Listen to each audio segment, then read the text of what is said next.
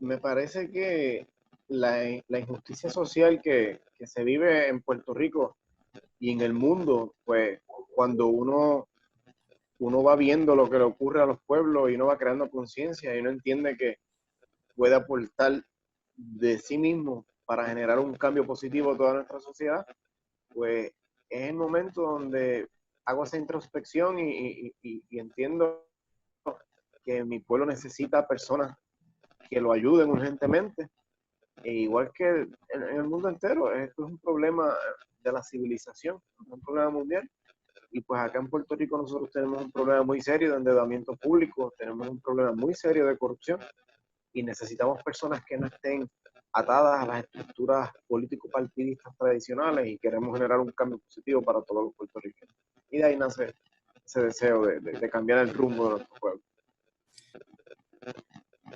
No soy un político de carrera ni de juventud, pero sí siempre he estado muy pendiente a los problemas de mi pueblo y me gustaba ir a cuando cerraban las universidades porque se les atentaba contra los derechos de los estudiantes, pues me gustaba ir allí a dar talleres educativos a los estudiantes. Igual en un sinnúmero de eventos que se han dado para justicia social, pues siempre hemos tratado no ahora, sino hace años, de estar presentes con nuestro pueblo, eso siempre lo hemos hecho.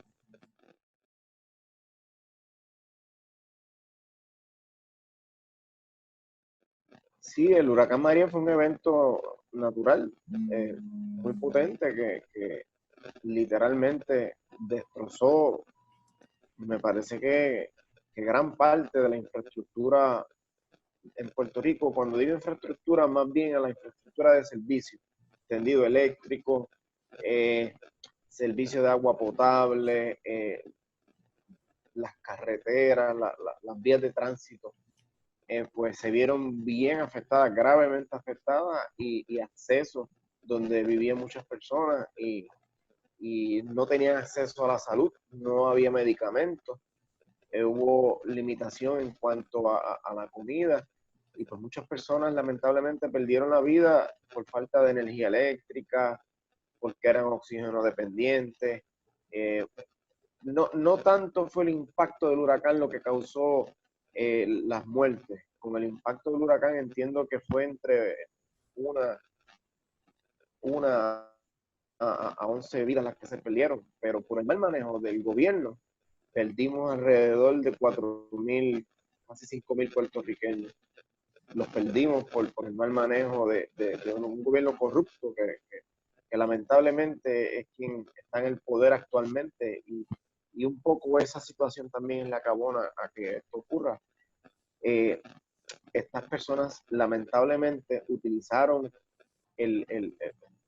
un evento sobrenatural de gran devastación para ellos buscar cómo apropiarse de mucho dinero que entró para contrataciones, para el levantamiento de la infraestructura y es un desastre, es muy lamentable que los gobiernos utilicen momentos así para ellos enriquecerse y enriquecer a los contratistas que pagan las campañas de los políticos y nosotros vivimos aquí eso y no fue nada agradable ver cómo personas no tenían comida, no tenían luz, no tenían agua y ellos pues simplemente no les importaba. Así que hubo más de 4.000 muertos a causa del gobierno y entre 10 muertos a causa del huracán. Así fue la cifra final. En Puerto Rico hicimos una manifestación masiva donde el pueblo se lanzó a la calle y nos quedamos en la casa donde él reside porque se le brinda un alojamiento al gobernador en el Viejo San Juan, le llaman la fortaleza, y ahí estuvimos 14 días y 12 noches consecutivas hasta que lo sacamos, pero más bien no fue por el huracán, sino por se le descubrieron unos chats de teléfono Ujú. donde se burlaba de las personas que murieron tras el paso del huracán, se burlaba de las propias personas de su partido, habló muy despectivo de las mujeres y me parece que insultó la dignidad de un pueblo y el pueblo reaccionó y lo sacamos de allí de forma pacífica. No hubo que generar violencia ni nada por el estilo. y de forma pacífica lo sacamos y se vio la obligación de renunciar. Más de 1 millón de personas, de puertorriqueños, se lanzaron a las calles para hacerse sentir. Paralizamos la economía y luego de que paralizamos la economía, ese sector poderoso comenzó entonces a unirse y a exigirle la renuncia al gobernador hasta que renunció.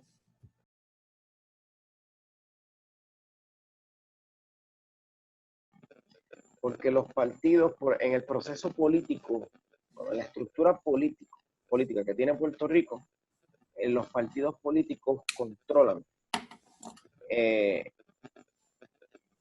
sistema de administración, pero a su vez a los partidos políticos los controlan los inversionistas políticos. Entonces, cuando usted integra una estructura político-partidista, el propio partido limita a las personas a que tomen decisiones por su libre albedrío, porque tienen que esas decisiones estar según su plan de gobierno fue diseñado. Entonces, si se salen de la estructura que ya ellos traían para implementarla, pues los votan, los penalizan, y lamentablemente el haber otorgado por parte de los ciudadanos un poder absoluto a los partidos políticos, pues redundó en un endeudamiento público desmedido, en el recorte de derechos laborales a los trabajadores, mayores impuestos al consumo para pagar el endeudamiento público y para pagar la burocracia. Entonces, estas estructuras partidistas son las que dividen al pueblo por ideología. Establecen unas ideologías y ya las personas no se ven, en nuestro caso como puertorriqueños, sino se ven como miembros de una ideología, como partícipes de una ideología y se separan que se molestan, discuten y en un punto se ven hasta como enemigos. Y todo eso lo generan los partidos políticos y nosotros creemos que llegó el momento de que la política a nivel mundial evolucione y que se le dé paso a los candidatos independientes para que ellos dentro de su libre pensamiento puedan tomar las decisiones correctas y que mejor ellos entiendan que redunden un beneficio para su sociedad.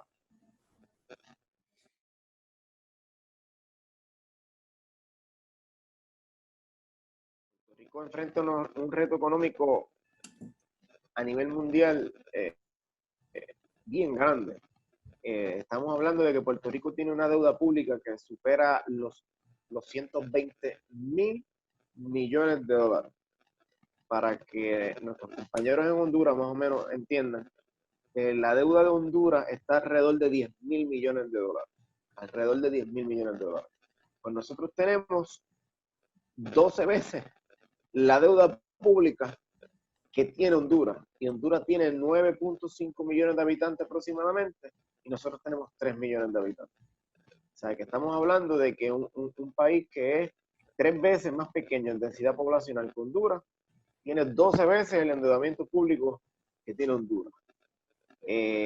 Puerto Rico tiene un Producto Interno Bruto de alrededor de 103.000 millones de dólares. Honduras tiene uno, me parece que es como alrededor de 20.000 millones de dólares. Así que Puerto Rico es un lugar sumamente pequeño, pero con un flujo de capital relativamente alto. Lamentablemente, somos un paraíso fiscal de una compañía y unos inversionistas extranjeros donde tienen una serie de sesiones contributivas y la mayor parte de este dinero se va de Puerto Rico a diario. Tan pronto se hace una transacción monetaria, en menos de 24 horas ese dinero termina en los Estados Unidos o en cualquier otro lugar del mundo. Y nosotros, por nuestra condición política y porque los partidos políticos lo han permitido, se le han brindado una serie de exenciones contributivas a estas personas y él es el pueblo, los puertorriqueños quienes tienen que pagar por todos los gastos de infraestructura, endeudamiento público, y luego estas personas vienen y generan venta de activos públicos, privatización, y siguen financiando un gobierno que no puede pagar su gasto operacional porque su infraestructura cuesta mucho para el nivel que ingresa y la fuga de capitales hace de que entonces nos quedemos sin liquidez. Así que es un problema financiero sumamente complejo, primero porque Puerto Rico es una colonia, segundo porque es un paraíso fiscal y tercero porque es una isla que está separada geográficamente de cualquier otro territorio, ¿no? Así que tiene una condición especial y un endeudamiento público monumental, sin precedentes, donde el capital financiero ha hecho fiesta y simplemente ha determinado cómo nosotros tenemos que vivir, al punto de que ahora quieren cortar pensiones, están con la venta de activos públicos, en especial la de los servicios, porque el capital financiero actúa de esa manera. Ellos pagan el gigantismo gubernamental, pagan el crecimiento económico, pero procuran de que no haya desarrollo económico, para que así el país no tenga la capacidad de generar un ingreso que satisfaga sus gastos y entonces se le dé continuidad al endeudamiento público. Así es que viven estos buitres y Puerto Rico pues es prisionero de un reto bien grande.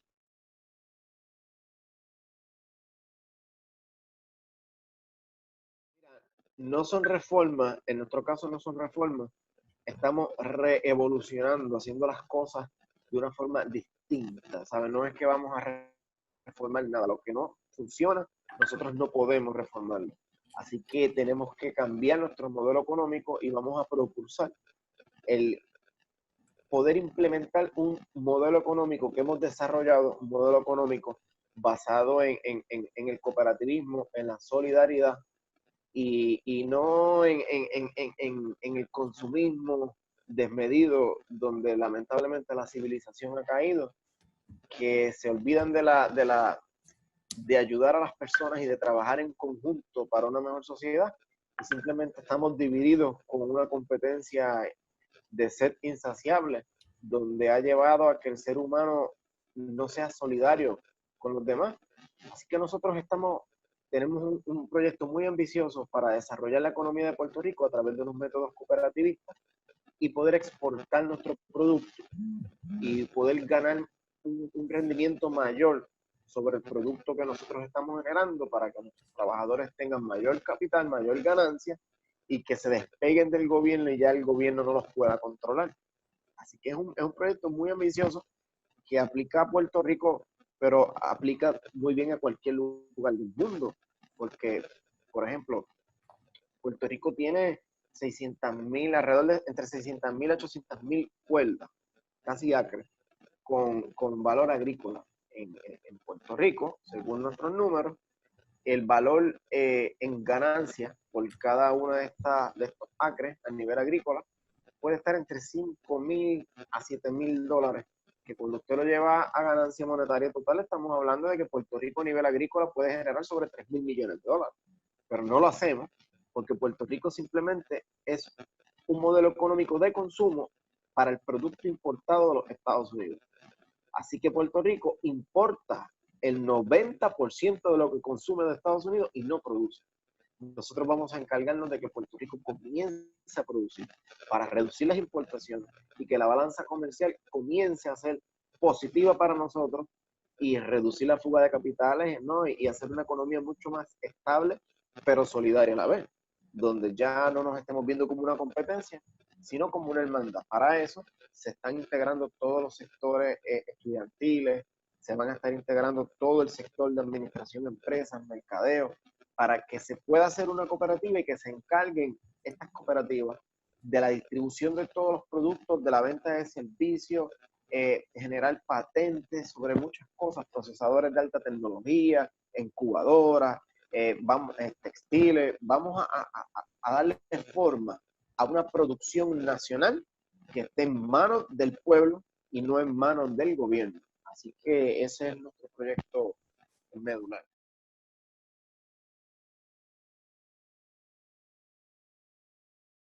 Sí, nosotros los puertorriqueños pueden exportar fuera de Puerto Rico. Quien no puede exportar es el gobierno o sus municipios, porque los Estados Unidos en el 1917, el Congreso hizo una ley que se llama Ley Jones, donde impide a que Puerto Rico como gobierno tenga la capacidad de hacer, que tenga negocios comerciales con otros países.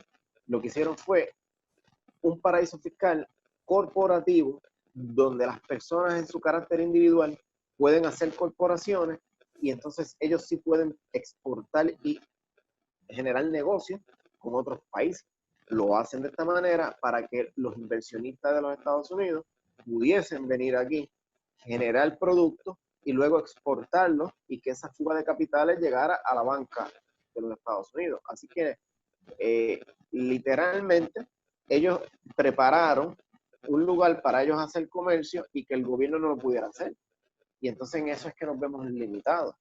Cuando nosotros vamos a adquirir materia prima, podemos adquirirla de cualquier lugar del mundo. Podemos comprarle acero a Brasil, a México, a la República Dominicana. El problema es que como nosotros no producimos, luego no podemos hacer un intercambio, ¿no? Simplemente tenemos que recibir materia prima y el costo es muy elevado. Cuando tú llevas esa materia prima a un proceso de elaboración, pues le resta competitividad al producto porque el costo es muy alto en la adquisición de la materia prima versus un competidor donde va a importar su producto aquí a un costo inferior y aniquila la industria nacional.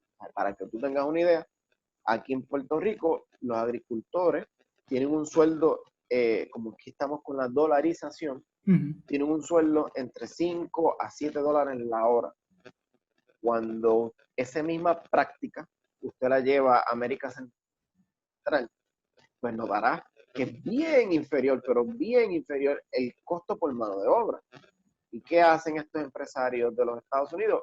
Pues van a Panamá, Honduras, Guatemala, todos estos lugares de América Latina, explotan los recursos de América Latina, utilizan la mano de obra, el valor de mano de obra de estos lugares, para luego entonces ellos importarlo a los Estados Unidos y reexportarlo a todos los países donde el valor monetario es superior al lugar de producción. Y así logran bajos costos y garantizan de que su producto tenga competitividad y aniquilan el mercado, el libre mercado del consumo. Por eso Estados Unidos es la potencia económica que es. Ellos saben muy bien lo que están haciendo.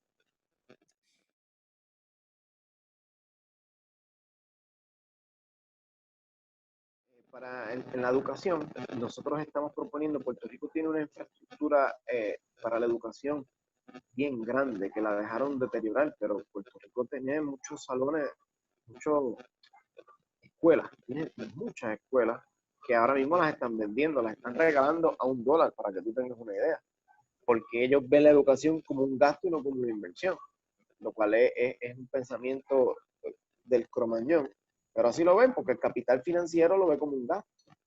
Pues nosotros simplemente vamos a esas escuelas, entregárselas a los maestros y que los maestros, según la región por donde vivan, sean quienes administren esas escuelas y ellos se encarguen de hacer un inventario de los materiales que necesitan y que sea un suplidor único entre el gobierno y los maestros sin intermediarios.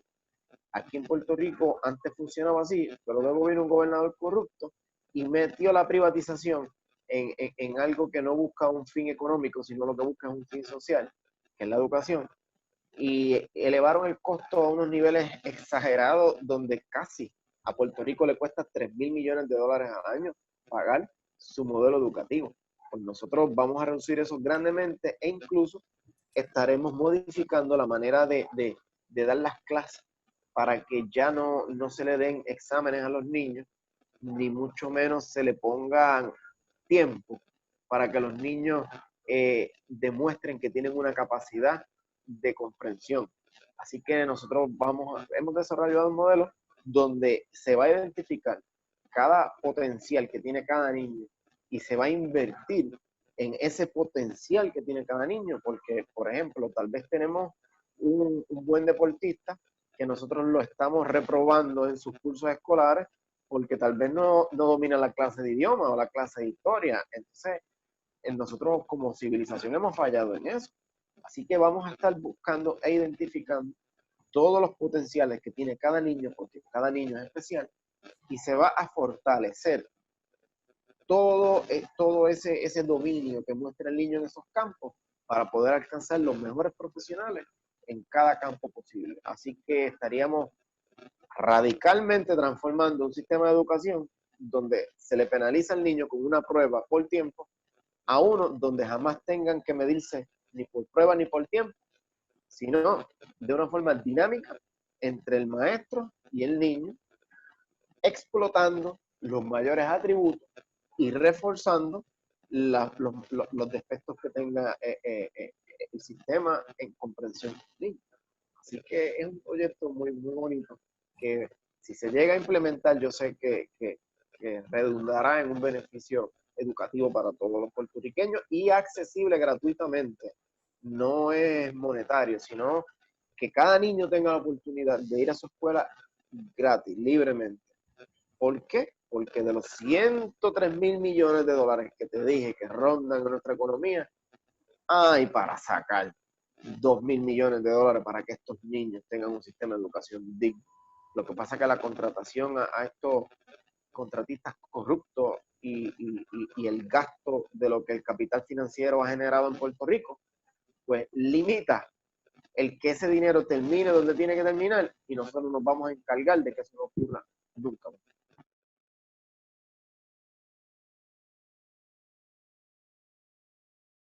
Okay, quiero aclarar que en Puerto Rico es gratuito el sistema. O sea, yo no estaría haciendo algo que no es gratuito.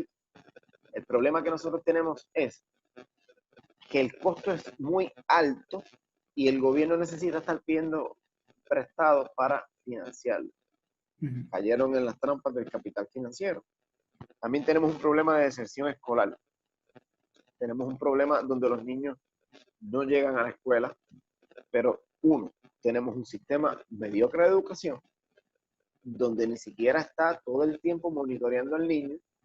Hemos fallado en eso grandemente y tiene que haber consecuencias para los padres que no se encarguen de sus hijos, porque el responsable de asistir a la escuela no es el niño, es el padre. Así que si el niño no está llegando al salón de clase, es porque el padre está fallando y tienen que haber medidas para que esto no vuelva a ocurrir. Y por ahora no te las puedo decir, pero sí vamos a hacer una serie de medidas donde las personas van a tener que enfrentar ciertas pérdidas de beneficios si no cumplen con la responsabilidad de padres de llevar a sus hijos al colegio y que también estudien con ellos, porque el colegio no está hecho para criar a los niños, el colegio está hecho para complementar la educación que en la casa los padres puedan darle a los hijos y forjar un profesional y una persona de valores y de bien para la sociedad. Así que es un trabajo en conjunto que no podemos ignorar.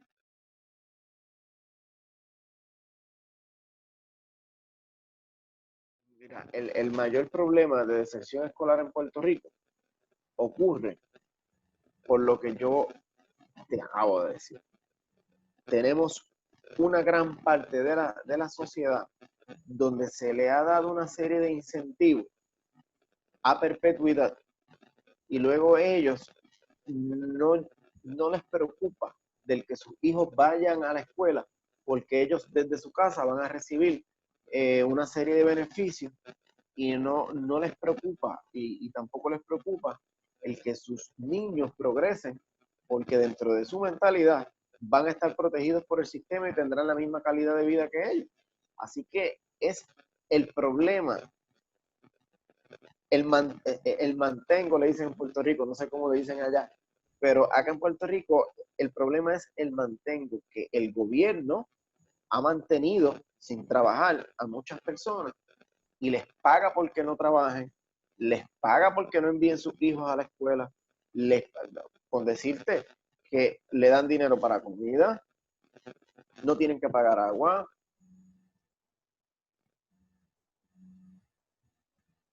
Y mínimo por cada hijo le compensan dinero y mensualmente reciben una suma de dinero considerable que ha hecho de que simplemente se conformen y lo han convertido en un estilo de vida, algo que está hecho para suplir una necesidad momentánea en algún momento donde tú no te encuentres con un trabajo. Y eso ha sido el problema mayor. Tenemos una sociedad que es mantenida por el gobierno, que no le importa progresar y se ha limitado en un círculo y hasta ahí es muy lamentable, pero yo tengo que reconocer las cosas que pasan en mi país. Entonces, porque sea mi país, yo no te puedo ocultar que esto ocurre. Es una verdad latente que tenemos que trabajar urgentemente. Así que es en el seno familiar el problema. No es en el niño, es en el seno familiar.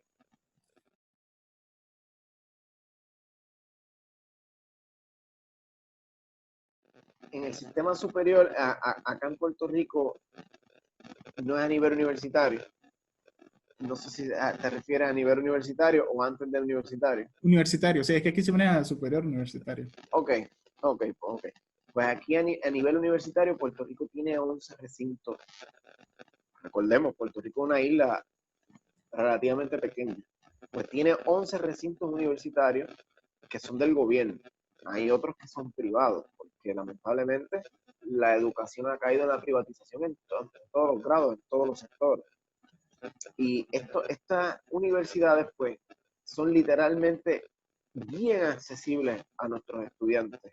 El costo por crédito es bajo, pero actualmente el gobierno se encuentra limitando los fondos que se le otorgan a nuestro sistema de educación universitaria porque el capital financiero quiere liquidarlo. El capital financiero lo ve como un gasto y entonces se ven amenazados nuestros estudiantes y le están limitando los cursos, le están aumentando el costo por los créditos. A eso se le añade el aumento en la renta, en los costos de los materiales, y por eso es que nosotros entendemos que tiene que ser gratuito. El gobierno tiene que trabajar para que todos los jóvenes puedan ingresar a su sistema universitario y no tengan que pagar crédito alguno.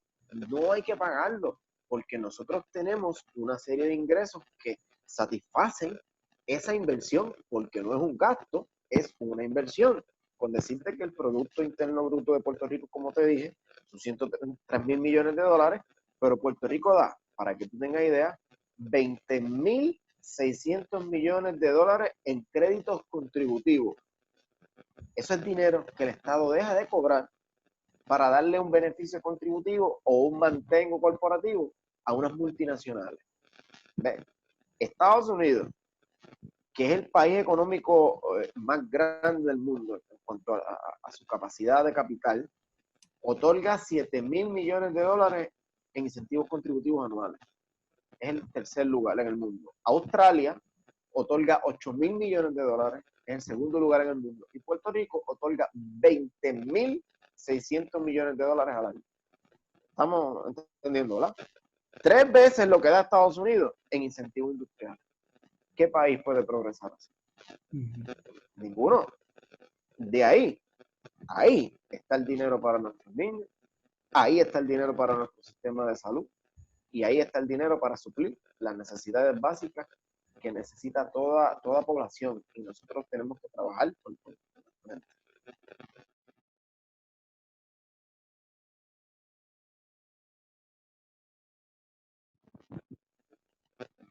Ok, en Puerto Rico nosotros hace alrededor de 23, 24 años atrás teníamos un sistema universal de salud donde los hospitales, las clínicas, eran del Estado y los doctores, los farmacéuticos, todos los profesionales de la salud brindaban sus servicios a toda la población de forma gratuita y el gobierno le pagaba directamente a los profesionales de la salud sin intermediarios. Pero alrededor del 1900, no recuerdo si 93 o 96, el gobierno que entró eliminó un sistema de salud universal que fue un ejemplo para el mundo y lo convirtió en un sistema de planes médicos, donde ahora hay un intermediario que le llamamos aseguradoras de salud y son estos entes los que están entre el gobierno y el profesional de la salud determinando qué medicamentos se le suministran a los pacientes, cuánto va a ser el costo del servicio, cuándo se le va a pagar al profesional de la salud. Y han sido como un cáncer que ha penetrado un sistema de salud para enriquecerse y convertir en un negocio un servicio de salud y le pusieron precios a la salud de nuestra gente. Nosotros vamos a erradicar eso. Y es un trabajo muy duro porque el capital financiero es quien ha comprado todas estas aseguradoras de salud, no vamos a llamarnos engaños. El capital financiero a través de la banca es quien ha penetrado todas estas estructuras de servicios y entra como un intermediario para elevar los costos del servicio y enriquecerse en el proceso. Así que yo sé que no va a ser del agrado del capital financiero ni de todos estos grandes banqueros, pero tendrán que enfrentar la voluntad del pueblo que va a trabajar por una mejor sociedad. Así que el capital financiero y las aseguradoras pueden ir despidiéndose de estar entrando como intermediarios en un servicio, porque los vamos a eliminar de raíz. Nos sobran, para que tú tengas una idea, entre 500 a 600, 700 millones de dólares, simplemente sacando un intermediario. Eso es muy positivo para nuestra gente y garantiza mejor paga para nuestros profesionales de la salud y garantiza un acceso para toda nuestra población que hoy día, si no tiene dinero, se muere en la calle porque no tiene un plan médico.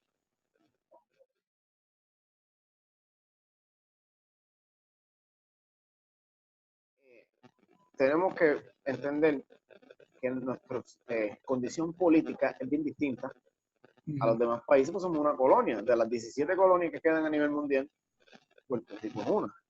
Entonces, el poder político, quien tiene el poder de cambiar ese estatus político, pues es el Congreso de los Estados Unidos. Eso no está en manos de los puertorriqueños, donde lamentablemente mi pueblo aún no ha entendido que tiene la capacidad de revertirlo.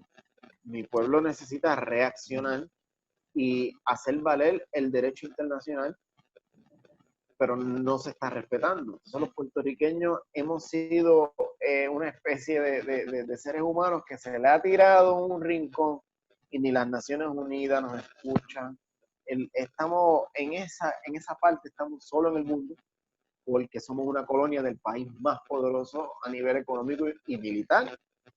Así que partiendo del punto de nuestra condición política, lo que yo, en mi carácter personal, he identificado es que si me mantengo peleando dentro de esa ideología contra un Congreso, contra el capital financiero, que tienen el poder económico para aplastarnos y agotarnos, pues a mí lo que se me ocurrió fue lo que te acabo de decir, que es levantar nuestra industria nacional y crear autosuficiencia, eliminar dependencia y reducir la capacidad de ingresos que tienen todas estas grandes compañías con el negocio que han hecho aquí.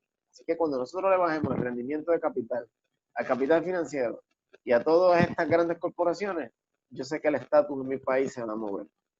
Así que eso es en términos de mi país.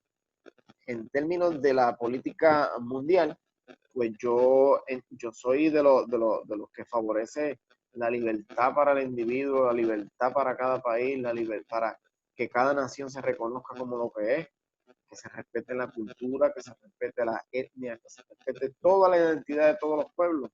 Y eso es algo que tiene que ir avanzando a nivel mundial, mucho más en América Latina, que somos el lugar de último desarrollo de la civilización, ¿no? Que viene desde Europa, Asia, África, hacia acá, y nosotros pues somos ese último eslabón de crecimiento evolutivo.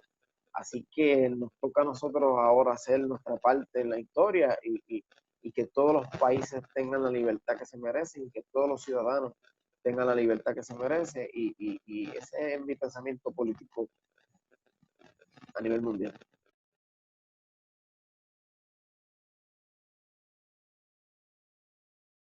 Vuelvo y te digo, es sumamente difícil porque tenemos una colonia de 500 años, ¿sabes? No nos llamemos engaño. Cuando tú tienes 500 años de historia dentro de un marco colonial, pues tú tienes una población que mentalmente está colonizada. Entonces, pues le da miedo hacer las cosas de una forma distinta, les da miedo sentirse que no están debajo de la sombrilla de una potencia.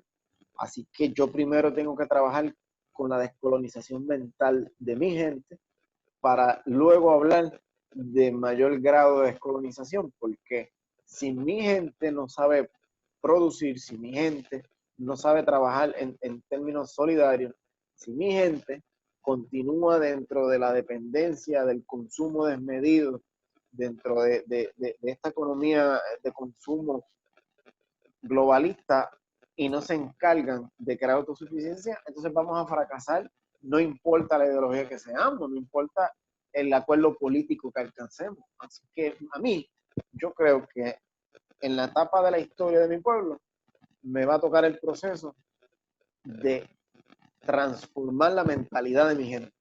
Y tal vez políticamente yo no pueda lograr un cambio de estatus político, pero eventualmente las generaciones venideras sí van a tener la madurez y van a tener una guía de cómo alcanzar lo que todo pueblo busca, ¿no? Y si así es que la historia va a ser escrita, pues que así sea, pero si se nos da la oportunidad de avanzar más allá, pues vamos a intentar. ¿Sí?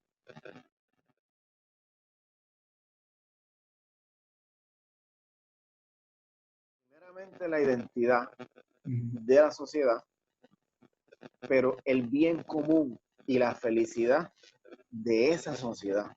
Porque si nosotros no tenemos una sociedad que sea feliz, entonces ¿para qué venimos a la vida? ¿No? Yo entiendo que cada nación tiene que procurar el que sus ciudadanos sean felices, que no sean desplazados ni oprimidos por nadie y que tengan los derechos y la oportunidad de desarrollo individual de forma equitativa, que no sea simplemente para un grupo selecto y para otro no. Yo entiendo que todos los seres humanos tenemos el derecho a crecer hasta donde nuestras facultades nos permitan y que el gobierno simplemente es un facilitador para que las personas puedan lograr alcanzar todas sus metas y sus objetivos. Y cada nación debe respetar su cultura, su etnia, su idioma, todo lo que le brinda la identidad y esos rasgos culturales que definen a cada sociedad como una perteneciente a una nación. Y eso es algo muy bonito, ¿no? Porque las culturas, luego uno puede ir a otros países y compartir el, la comida, cómo es distinta, la música, cómo es distinta, el idioma, cómo es distinto. Entonces, eso le da color a la vida. Vemos que podemos comportarnos, que todos somos seres humanos iguales, tenemos rasgos culturales distintos que nos distinguen. Y es muy bonito, eso siempre me ha agradado.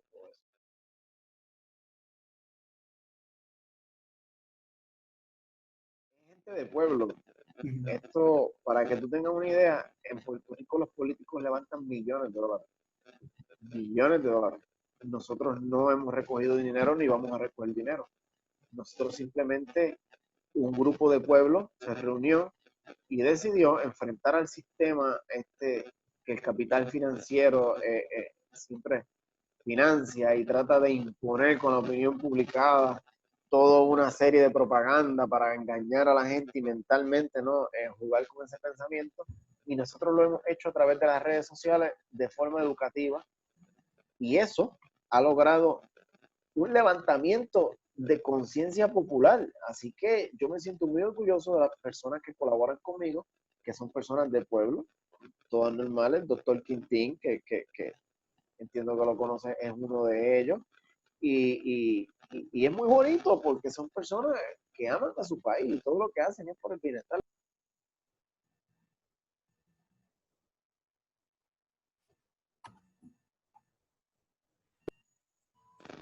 Este grupo de puertorriqueños son los que van a cambiar el rumbo de nuestro país y son gente, como decimos acá, de a pie.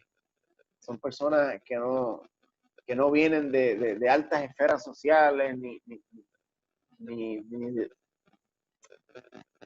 aventajados económicamente, aunque eso no los define como malas personas, porque uno no escoge en el seno familiar donde uno va a nacer, ¿sabes? Tú tendrás la virtud de nacer en un lugar donde tus padres tengan grandes capacidades económicas, como puedes nacer en un lugar donde tus padres pues no las tengan, sean de desventaja social, pero tú no escogiste donde tú vas a nacer, ¿sabes? Que no podemos decir que una persona es buena porque es rico, es malo porque es rico, o es bueno porque es pobre. No, no, no. O sea, el ser humano simplemente desarrolla unas características pero el entorno donde él se cría es lo que tal vez propulsa el comportamiento. Así que nosotros somos gente de pueblo normal, común y corriente, puestas para cambiar la historia de este país.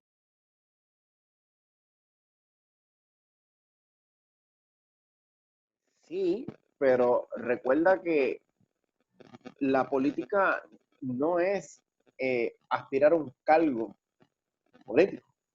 La política es todo lo que un ser humano pueda, con su esfuerzo y conocimiento, contribuir para un mejoramiento social de su civilización. Así que yo creo que hasta el día en que yo muera, seré político.